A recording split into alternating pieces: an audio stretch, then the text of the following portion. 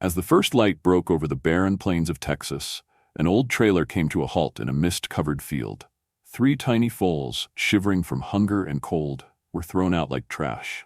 No one knew that amid the red dust and scorched grass, a 17-year-old girl, empty-handed but full of compassion, was stepping forward, and that single step would change the fate of those 3 souls, forever.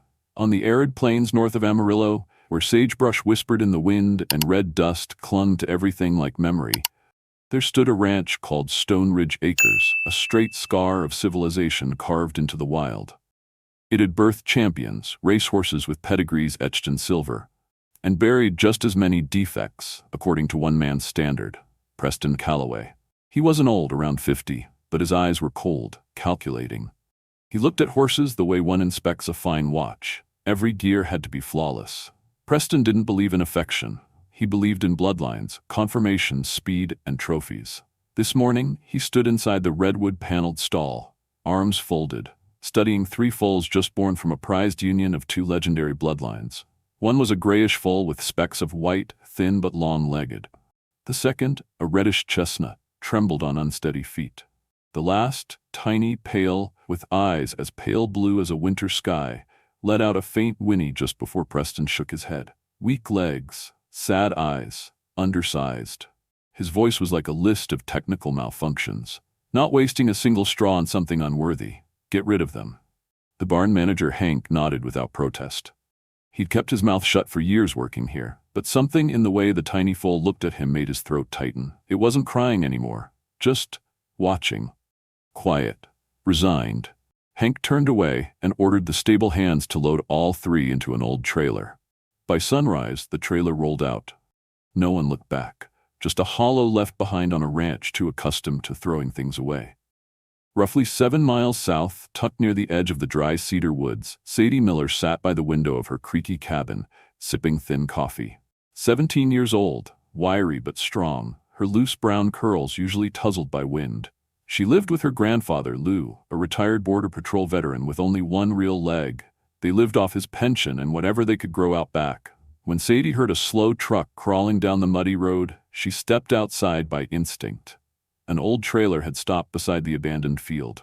A man, unfamiliar, opened the back, shoved 3 foals out into the grass. No halters, no water, no hay. Then he turned and drove off, as if he'd never been there. Sadie froze. The 3 foals shivered violently, huddling together, dazed among knee-high weeds. She bit her lip, turned and called out, "Grandpa, come quick!" Lou hobbled out, leaning on his cane. When he saw the small creatures, he let out a low sigh. Funny how the things folks throw away end up saving someone else. Sadie said nothing. She ran inside, grabbed a rope and a pouch of oats, then walked quietly toward the foals. Dusty was the first to approach, licking her hand and closing his eyes like he could finally sleep. Red followed, hiding behind Dusty. And little Blue. He took a few shaky steps, stumbled twice, and finally leaned into her worn jeans like asking to be rescued. She gave them names that same afternoon as she spread hay inside the old stall, mending termite-eaten fences. "Dusty, because you're covered in dust, but you're not dirty," she whispered, stroking the gray one's neck. "Red, for that burnished glow on your back, like a setting sun." She turned to the last one. "And you're blue. Not because you're sad, but because your eyes, they look like the sky, like hope." She had no milk. Water had to be hauled up from a deep well. But Sadie didn't hesitate. She laid down 3 old blankets, added fresh straw. That night, she slept beside them, listening to every breath. The wind howled through the gaps in the barn walls, bringing the scent of old snow and pine. Blue let out a faint whimper. Sadie pulled him close. "Sleep now. No one's leaving you again." Far off in the dry cedar woods, an owl called once through the trees. But inside the humble barn, surrounded by 3 abandoned lives and 1 young girl, something had begun. Something none of them, and least of all Preston Calloway, could have seen coming. Life was taking root where the world saw nothing of value. Sadie woke before dawn. In the small tin-roofed kitchen, the soft bubbling of goat's milk on the stove blended with the moaning wind sneaking through the cracks, like an old Texas lullaby. She added a spoonful of honey, something her grandpa had been saving for special days, stirred it gently, then poured the mixture into 3 small plastic bottles. The barn was still dim. Cold wind lashed through the slats in the wooden fence. But as Sadie approached, 3 tiny heads lifted. Blue gave a faint whinny, Red flicked his tail, and Dusty stumbled trying to take a step, then crashed into a support post. But all 3 were alive. "Good morning, you little lovable troublemakers," Sadie whispered, scattering fresh straw. She knelt and offered each full their bottle. They were still weak, milk spilling from the corners of their mouths. She wiped them gently with her sleeve, smiling, relieved beyond words. "Slow down, Blue. You're the smallest, but you sure eat like a champ." What followed were grueling, endless days. Sadie, the same 17-year-old girl folks still called the Biscuit Girl, was no child anymore. She turned the moldy wooden barn into a shelter. With her grandpa's help, she sawed new slats, reused old lumber, and rebuilt the floors to keep the foals from slipping. Lou hammered in nails and shook his head. "Sadie, you sure you want to raise a bunch of crippled horses for the rest of your life?"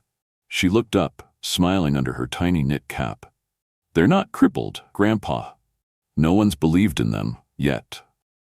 Lou didn't answer, but the next morning he came home hauling a large bale of hay from Eddie's farm down the road.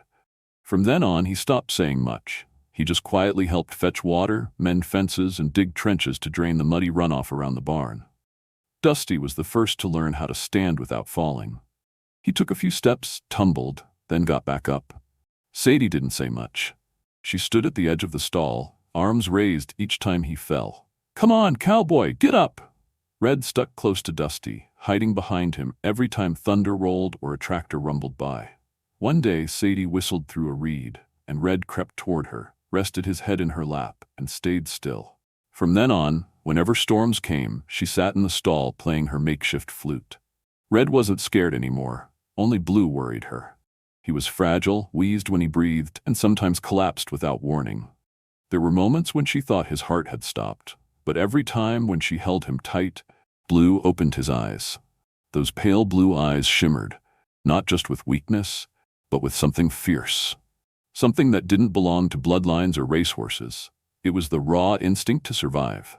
Sadie decided to teach them how to run, not with whips or commands, but her way. The way of a barefoot girl who'd once raced through open fields because she had nothing else to believe in. She tied soft ropes around each foal and ran ahead through the grass, laughing, shouting, "Come on, you guys, run, not to win, but to remind the world you're alive." One afternoon, nearly a month in, Sadie planned to lead the foals to a grassy rise behind the barn. The wind kicked up, clouds turned dark, Red hesitated, Dusty whinnied, uncertain. Then Blue took 3 steps and collapsed. Sadie ran to him, heart in her throat, his legs folded under him, limp, his eyes shut, no breath at his nose. "Blue, hey Blue," she sobbed. Lou rushed out and gripped her shoulders. His heart might have been weak from the start. "Sadie, you did all you could." But she shook her head. She stripped off her coat, wrapped it around Blue, and lifted him in her arms like a child, carrying him back to the barn. She laid him in the straw, curled up next to him, wrapped her arms around his cold body. The sky opened up. Rain poured. That night, she didn't sleep. At sunrise, Sadie stirred to the sound of a faint whinny.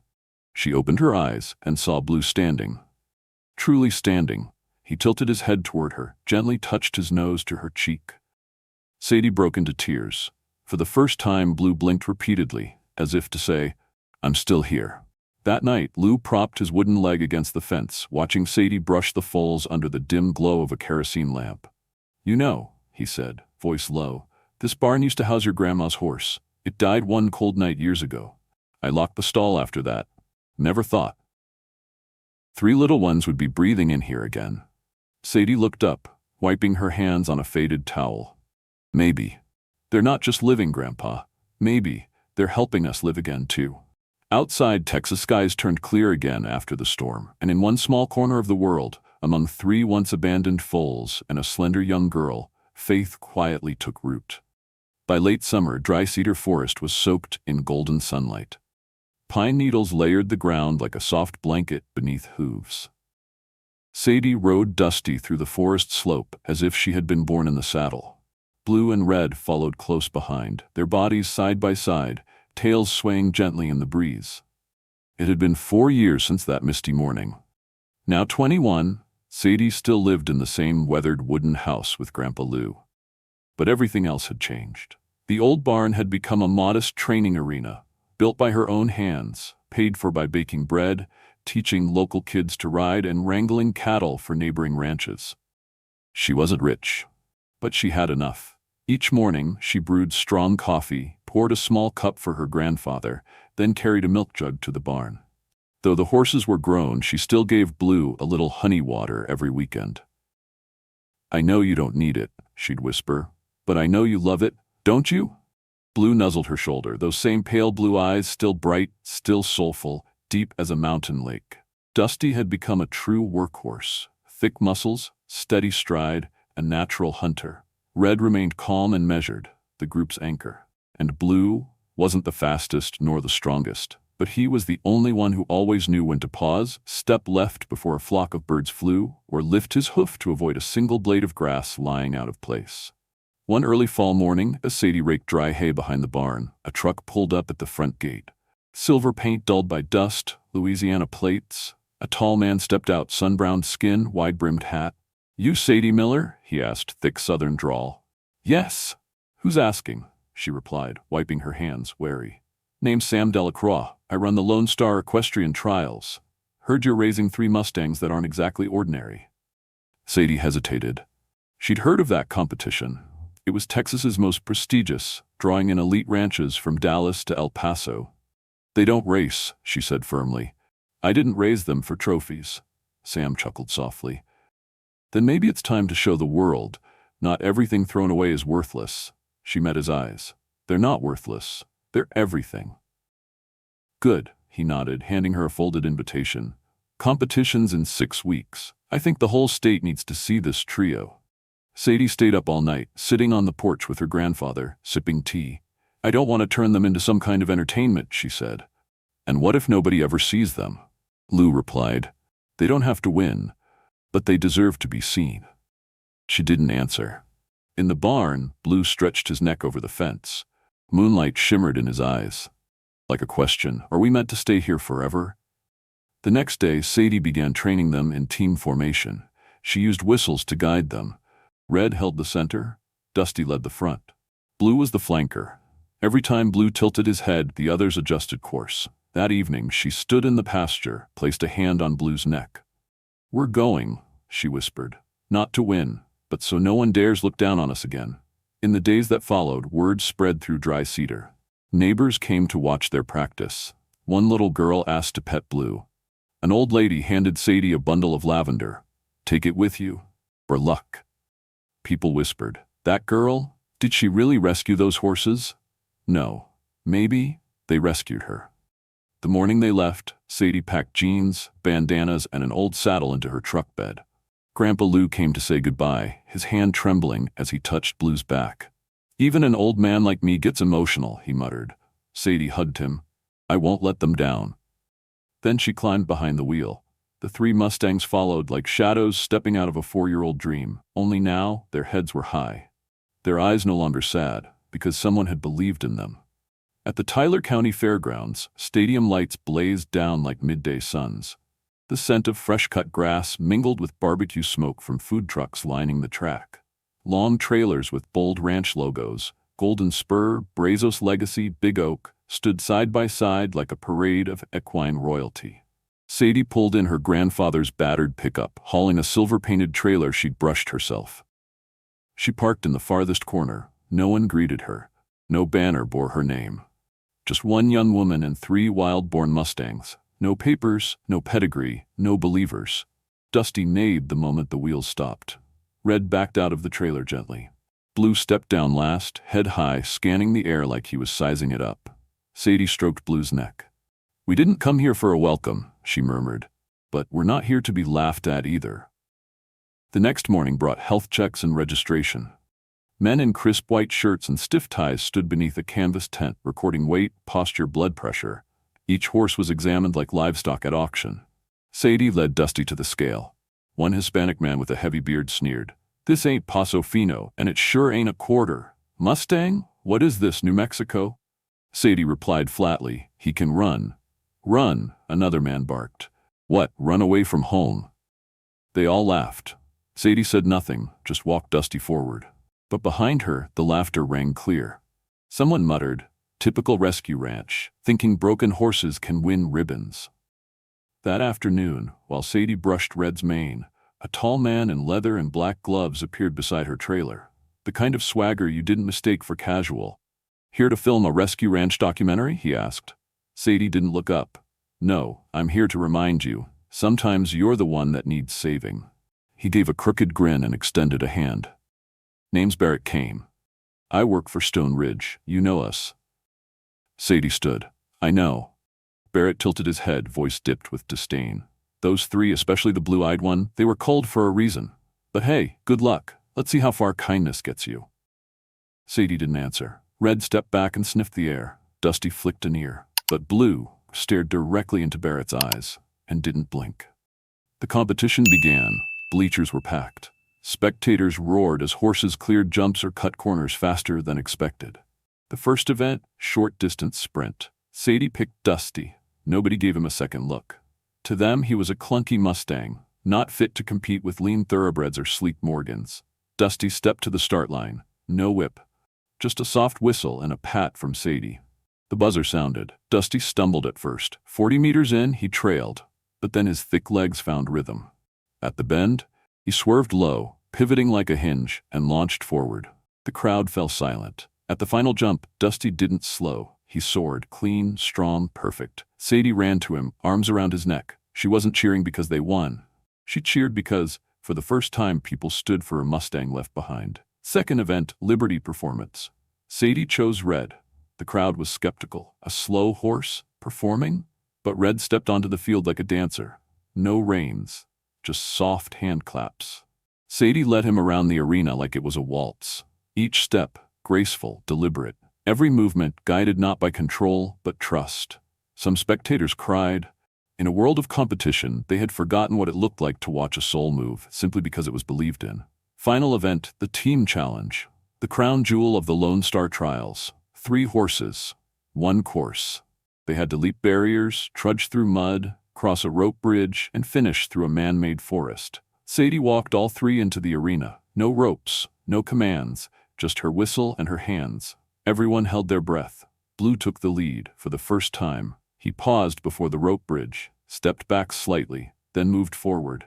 Red followed. Dusty brought up the rear. At the final hurdle, a high log, the crowd buzzed. They'll never make it. Blue stepped back, drew a deep breath, and jumped. It was clean. Red followed. Then Dusty. All 3 landed together. The stands erupted. In the upper bleachers, a man lowered his binoculars slowly. Stunned, Preston Calloway. He couldn't look away. Those were the 3 foals he'd discarded, and the lead horse. That look, those pale blue eyes. He'd seen them before. The man who once believed only pure blood made greatness now watched the discarded rise higher than any lineage. When the competition ended, Sadie didn't rush for a trophy. She led Blue out of the ring, hand on his back. "Not because we won," she whispered, "but because today the whole state heard you." Blue turned, pressed his forehead to her chest. From the shadows beyond the ring, Preston Calloway stood, speechless. For the first time in his life, he had nothing to say. The air after the final round hung heavy, like thunder before a storm. The announcer called out Sadie Miller as a roar of applause and cheers surged from the stands, louder than any country fair Sadie had ever known. But for her, it wasn't a moment to celebrate. She knew this was only the beginning. As she was leading Blue back to the trailer, a black SUV pulled up nearby, its tires whispering against the gravel. The rear door opened. Preston Calloway stepped out. He looked as composed and calculating as ever, but his face no longer wore the same polished pride. "Miss Miller," he said, not loud, but firm enough to cut through every other noise. "We need to talk." Sadie tightened Blue's lead rope and looked up. "I guess you recognize them now." "How could I not?" Preston approached, eyes fixed on Blue. "They carry my blood, but not your heart," Sadie replied, calm and sharp. Preston smirked faintly. "You've raised them well, exceptionally well. I'm here to offer to buy them back. 50,000 per horse." Sadie's eyes narrowed. "Because they won, or because you're ashamed?" "Because I know what they're really worth, and because I won't see the Calloway name end up behind some backwoods barn. You're too late, she said, placing a hand on Dusty's back. I already rebuilt my life, the day I saved theirs. Preston was silent for a moment, then his voice dropped. You'll regret this. Sadie didn't flinch.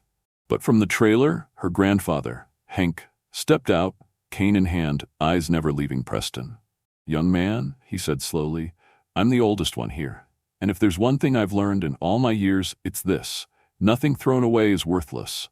Some people are just too arrogant to see it. Preston turned away. Just before climbing back into his SUV, he muttered, Don't be surprised when you hear from my lawyers. 3 days later, Sadie received a legal notice from Hunter & Pell, representing Calloway Estates.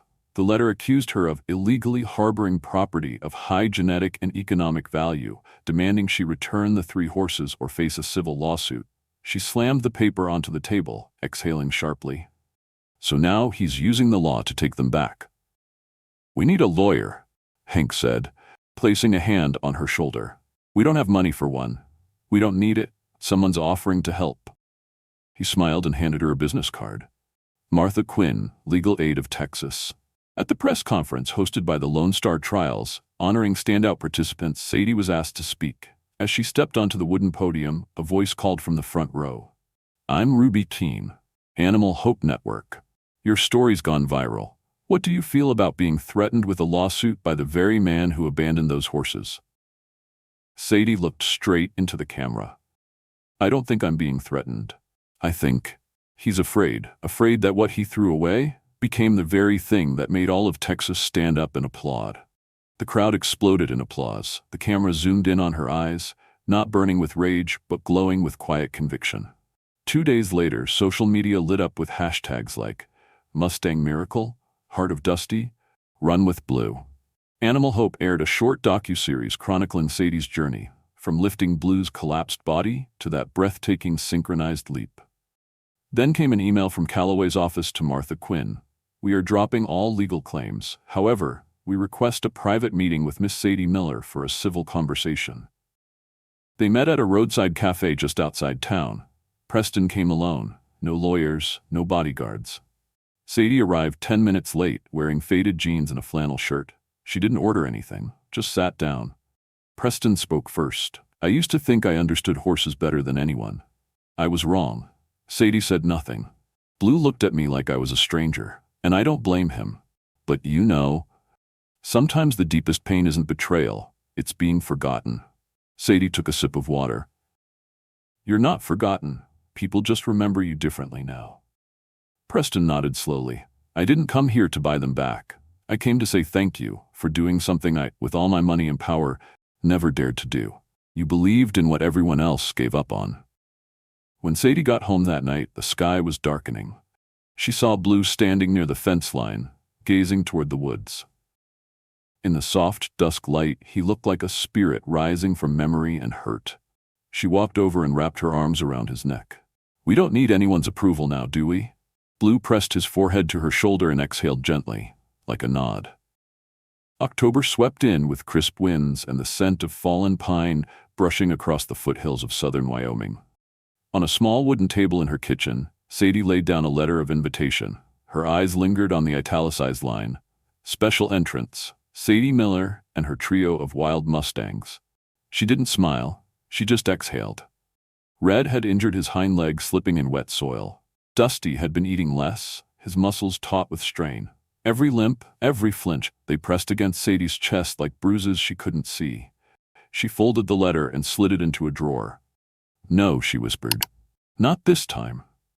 That evening, she sat on the porch, her head resting against the doorframe.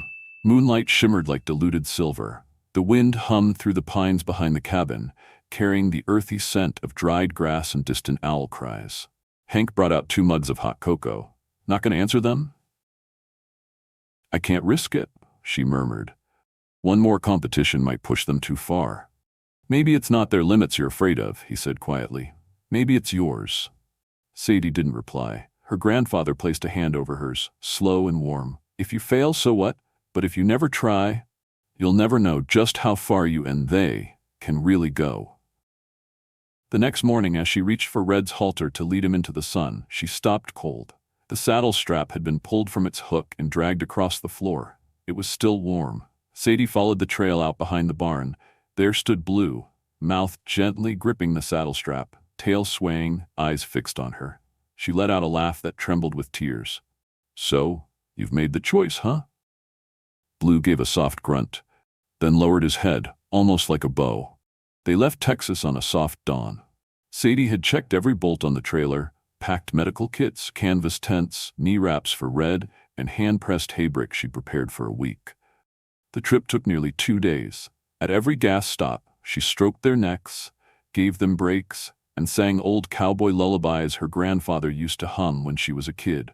Blue always stayed awake longest, head lifted, staring at the night sky after the others had bedded down. When they arrived at the base of Sierra Pass, the mountain valley where the heart of the nation's competition would be held, the sky blazed in brilliant hues of orange and red. Sadie stood at the forest's edge, hand pressed to her chest, like she could feel her heartbeat sinking with the wind. "Hello, Wyoming," she whispered. The arena sat nestled in the valley, ringed by thousands of spectators from around the world. Flags of every nation flapped along the white fence line. Horses from Argentina, Ireland, Korea, Mexico, all gleaming giants, prepped to perfection. Sadie rolled into the competitors' rest area in her old trailer, the 3 Mustangs in tow. She didn't need to brace herself for the looks. She'd seen them before. This time she didn't lower her head. A boy approached, holding a camera. "You're the lady from the video, where Blue jumped that big wooden fence, right?" Sadie smiled. "Yes, and you're the first person here to ask their names." "Can you tell me?" "This is Dusty, the most stubborn horse in the West. Red, the gentlest soul in the South. And Blue, he's my heart." During practice day, the other teams moved with trainers and assistants. Sadie jogged through the grass, her 3 Mustangs trotting behind like a childhood game. That night, she pitched a tent behind the trailer and played her harmonica beneath the stars. The tune floated like a whisper through the trees, like the memory of that first night long ago when she brought them home.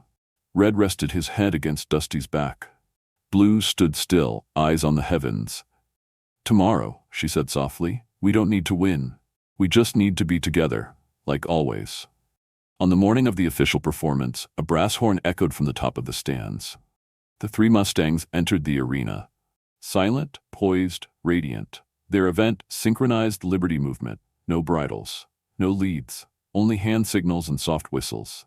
Sadie raised her hand. Dusty galloped in a wide arc. Red spun the opposite way, graceful, composed. Blue stayed center, not leading, not fastest, but like a compass, he held their rhythm. The crowd stood. Cameras panned across tearful eyes, hands over hearts. And there, 2 rows back, sat Preston Calloway. Stone-faced. Except for his eyes, trembling like the rest of them. As the performance ended, thunderous applause rolled through the valley. Blue turned, walked to Sadie, and pressed his head against her chest, a wordless thank you. Sadie stroked each of them in turn, her voice barely louder than a breath. "We just proved something. No one else has the right to decide someone's worth." She didn't care about the results, didn't need to. Because in that moment, surrounded by wilderness, by flags and strangers, she and her 3 horses had truly lived. That night, under a full moon, Hank called. "You win yet?" Sadie laughed quietly into the phone. "I don't know, but Blue did. And I think, maybe I did too." He paused. "Then you've done what every man in this town failed to do." Sadie sat beside Blue, her hands trembling with joy. A breeze passed over her shoulders, laced with pine and the faint echo of Texas. On the cliffside overlooking the valley, the 3 Mustangs stood in a row, silver light threading through their manes. Sadie stood beside them, eyes closed. Then she whispered, "Tomorrow, we jump again. Not to win, to fly." The next morning, the Wyoming sky stretched like polished glass, cloudless, breathless. The redwood forest stood still, as if the world itself was holding its breath. The final day of the Heart of the Nations, the all-around championship, was here. But for Sadie, it had never been about victory. She knelt beside her 3 horses. Dusty turned his head and snorted gently. Red stood quietly as always, eyes half closed in the morning breeze. Blue stared out toward the edge of the forest, as if sensing something that hadn't yet arrived. Sadie ran her hand along Blue's mane. "Today is for you. Not for them, Not for the trophy, not to prove anything, just to feel alive, one more time, together. The competition grounds were set atop a rolling hill, with the whole valley sprawling below. Spectators packed the bleachers on either side of the white fence, drones buzzed above, announcers called names in multiple languages, welcoming teams from around the globe. Sadie led her horses into the center of the ring. The team name read Team Dusty, Red, Blue, Free Riders of Texas. A judge in a steel-rimmed pair of glasses sat high above the arena, sunlight glinting off his lenses. The freestyle, bridleless all-around begins, now. Sadie stepped back and gave a short, clear whistle. Dusty bolted forward, legs slicing the air, clearing 3 low jumps with effortless force. Red followed, smooth and dependable. Sadie signaled, and they turned right in unison, perfectly mirrored arcs slicing across the turf. Blue hadn't moved. She turned toward him, ready to whistle again, when she noticed his eyes locked on something near the front row. She followed his gaze. Preston Calloway, the man who 4 years ago ordered them to be discarded. Now he sat in a faded ball cap and an old canvas coat, no suit, no entourage. His eyes met Blue's, and something unspoken passed between them. Blue stood frozen. Sadie walked to his side, leaned in close. "Not for him," she whispered. "For you. You've run for survival. You've run for family. You've run for freedom. Now run for yourself. Fly, Blue." And he did. From that first lift of his hooves, Blue moved like wind shaped into muscle and grace. He caught up to Dusty, then circled wide, red on the inside, forming a triangle of rhythm and light. Their turns, their gallops, their leaps. There were no reins, no spurs, only trust. At the final log jump, all 3 launched together. Their manes flared like banners. Their hooves struck the wind as if drumming on the sky. The crowd leapt to their feet. Applause, cheers, tears. Sadie stood still. She didn't wave. She didn't bow. She walked quietly to each horse, wrapped her arms around their necks as if embracing her own heart. The award ceremony was swift. The announcer's voice boomed. Champion of champions, freestyle division, heart of the nations, Sadie Miller and her bridleless Mustang trio. She stepped onto the podium. The gold trophy shimmered in her hands, but she didn't raise it. She set it gently on the ground, turned and ran back to her horses. She hugged Dusty. She kissed Red between the ears, then knelt before Blue, pressing her cheek into his neck. We never needed a title. We only needed each other. As she turned to leave, a shadow blocked her path. Preston. He didn't speak at first. His face was worn, not cold but weary, eyes softer than they'd ever been. "Thank you," he said, voice hoarse. "You did what I never had the courage to do. You saw what I couldn't, even though I helped create it." Sadie said nothing. She only nodded. Then she leaned close to Blue and whispered, "We don't need recognition, because from the start, we gave ourselves a chance."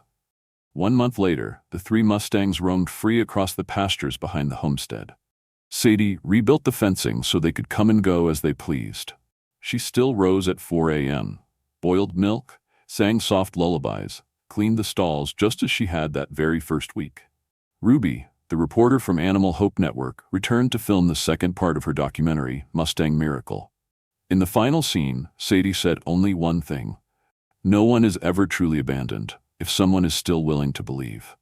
Sadie's story swept across America, but for her, everything that mattered was still tucked in the woods of Dry Cedar, where, once upon a misty morning, a 17-year-old girl stood shaking in the fog and chose not to look away from 3 broken souls.